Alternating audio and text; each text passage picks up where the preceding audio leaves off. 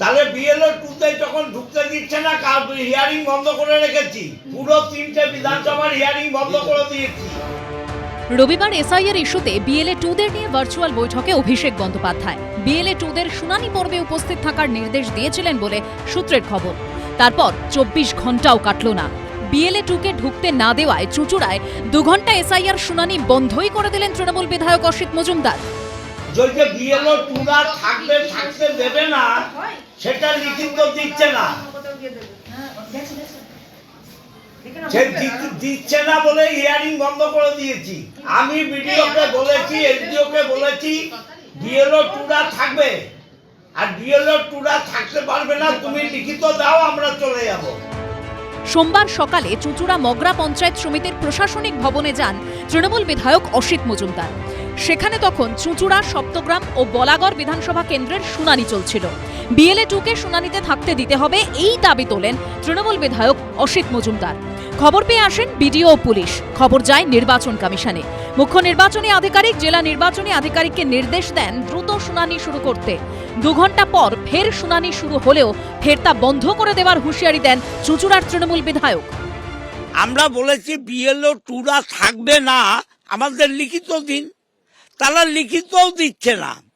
তার মানে যেটা করছে এটা বেআইনি, এটা জমিদারি। এই জমিদারি তো বাংলায় চলবে না। বিএলও 2দের যদি থাকতে না দেয়, কালকে আমরা আবার একই জিনিস করব। ইলেকশন কমিশনের উচিত ওর বিরুদ্ধে এফআইআর করা এবং যে যে জায়গায় আসানসোল সহ যেখানে যেখানে এই ঘটনা ঘটছে কেন্দ্রীয় বাহিনী মোতায়েন করা।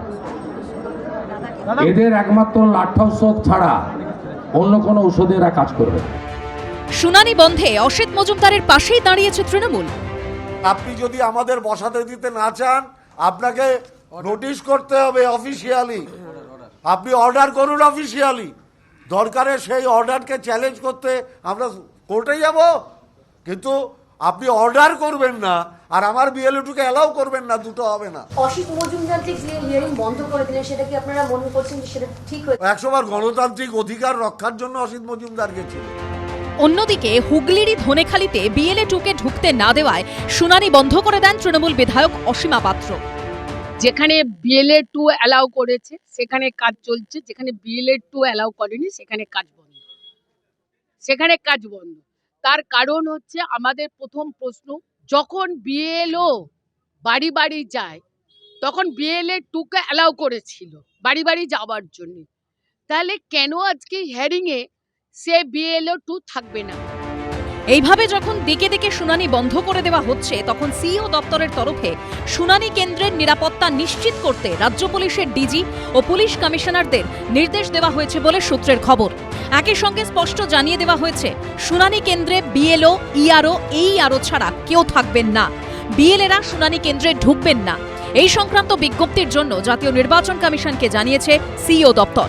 অর্ণব মুখোপাধ্যায়, সৌরভ বন্দ্যোপাধ্যায় ও সোমনাথ মিত্রর রিপোর্ট, এবিপি আনন্দ।